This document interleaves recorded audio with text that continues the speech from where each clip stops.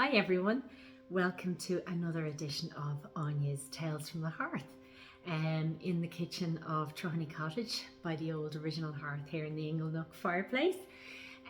So I'm inside here of a Sunday and there is a storm, I can't remember the name, on the way, but there's another storm on the way. So it's getting quite wild out there. But actually it's the nicest place to be inside when it's like that outside. It's so sort of cozy and you feel kind of so safe here.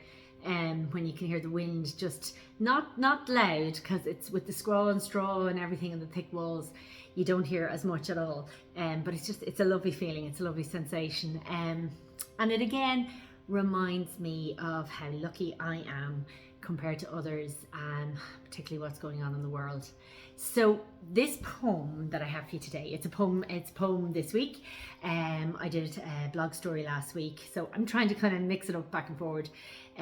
So this poem is called Lightbearer.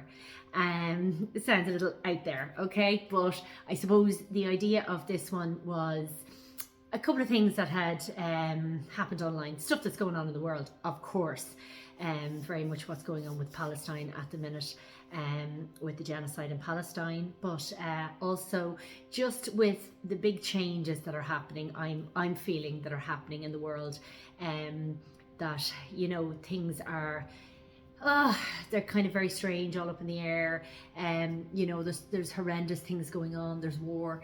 There's horrible things going on, and then on the other half, I feel there's an awful lot of people who have, for a better word, woken up, or are seeing things in a different light, and people who really care, deeply care, and want to make changes. And I feel like there's big changes coming. It just feels that way. It feels like this big change is coming, because I think people have had enough with the old institutions, and the way things have been done for a long time, particularly for the younger people, who I think personally are amazing. I think most of them, they're so open-minded, they voice their opinion, they've no fear in that way, and they haven't been brought up in those sort of institutions. They're looking for a different world, and I welcome it. I am somebody who welcomes it. So I did have something. God, I've had lots of stuff said to me online recently. You do learn to get a thick neck, but one particular person said something to me about being woke, which I find hilarious. Like, as if they're saying to me that's as if that's an insult. To me, being woke, from what I know about what being woke means, to me is the highest compliment. To me, being woke means that you're not ignorant, you have the intelligence to see what's really going on in the world, that you have opinions about things, that you are empathic, that you are kind, that you are open-minded, and it's kind of a young spirit. You're not stuck in the mud and stuck in old ways. So I laugh when, if people throw that as a slur. I just think it's hilarious. Like, it's like when you hear people say, I've seen it online, like, slights to these older single women. Oh, you're going to, live alone with cats. Is that an insult though, really? Like having lots of cats and lots of time to yourself? I don't know. I just find it interesting. One person's insult is another person's compliment. So I do try to take these things with humor, because there's no point. You can't change people. Everyone's on their own journey. You can plant a seed, but that's it.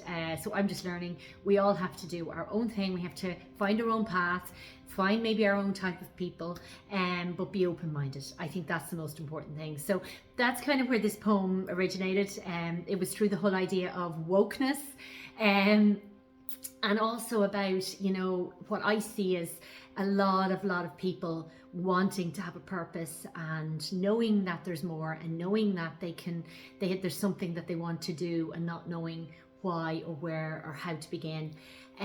So that's kind of where this came from. So look, take from it what you will.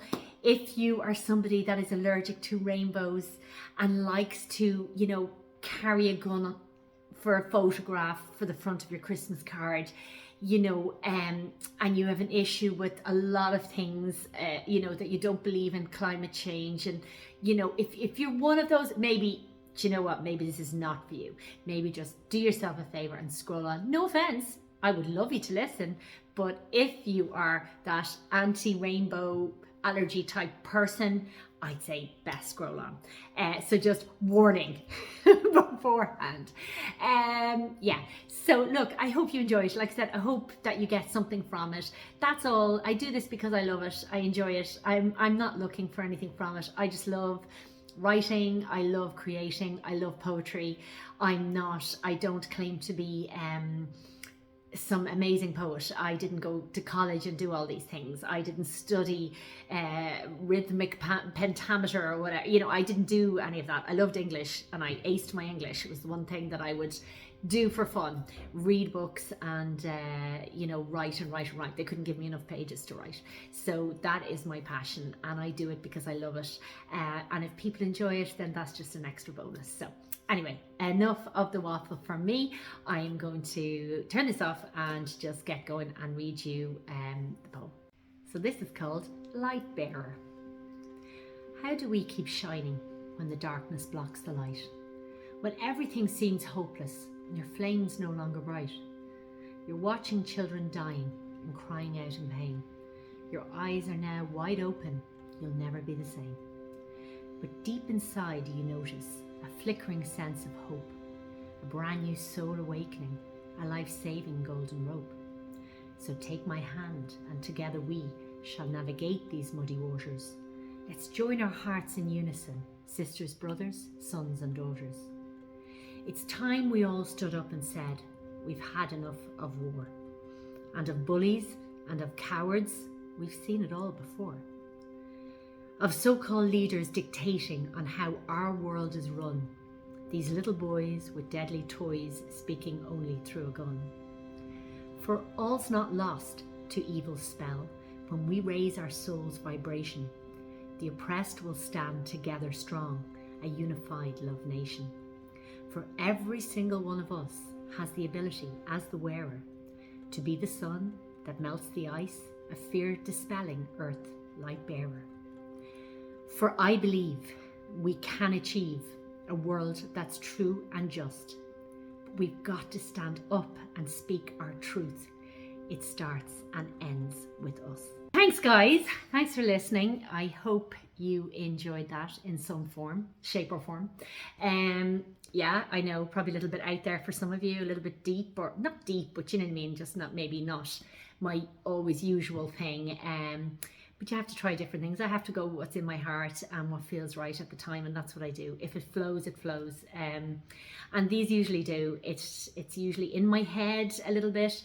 I get a word or two here, or maybe I wake up, like I said, after dreaming or something, and some of it comes to me, and then I just sit down and work on it and go back and forward on it. And then sometimes I read it out aloud to myself, and it doesn't always work as well as I think, so I have to change things around. But I love it. I just love it. It's pure therapy for me, writing poetry. And I do tend to veer towards rhyming poetry, though I know, you know, I've done the odd poem that is not rhyming, and it's actually, to me, it's quite easy. It's not quite easy, it's much easier, because you don't have to think about the rhythm, you don't have to think about what's rhyming, and you can just think of the words alone. And I feel it always sounds a little more mature, and it sounds a little more impressive without the rhyming. But I just love rhyming. It's musical to me, it's musical to my ear, and I just enjoy it. So I just do what I enjoy. Anyway, enough chat. I hope you guys enjoyed it. Thank you again for listening. It means so much. It's lovely to just know that even if there's a few of you that enjoy it, I know one or two have said that they like to play it in the background, as if I'm there with them, and we're having a little chat, or I'm reading the poem to them, which is so lovely to hear. I love that. And other than that, I hope you guys have had a lovely weekend and have a lovely week ahead. No doubt I'll be in touch. I'll be on doing different things online. And I'll be doing the weekend waffle on Friday again, and as ever I'll be back here on Sunday for Áines Tales from the Hearth. So in the meantime, from me, Áine, from Trothney Cottage, and from the rest of the Welcoming Committee, have a lovely rest of your Sunday, and I will talk to you all soon. Slán.